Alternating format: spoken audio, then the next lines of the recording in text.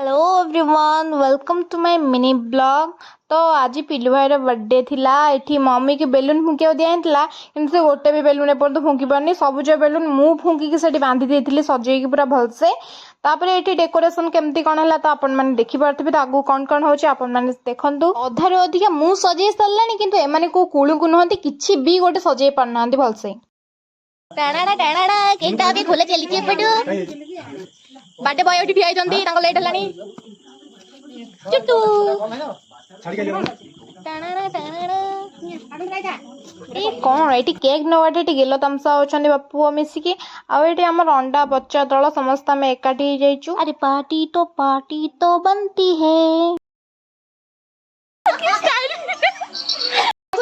से खसु जेतो थर मुटा मारुची से काट खसी खसी खसी जाउची। खसु Start. Happy birthday to you.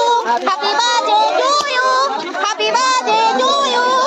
Happy birthday dear Pilu bhai. Happy birthday to you. टाना ना टाना दे पड़े दे। अरे दे पड़े बोले किसी करनी है। कौन मते पूरा भूत बनै सैलेनी।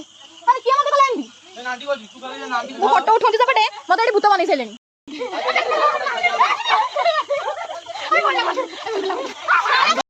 आगे बोलो मिनट कर दियो।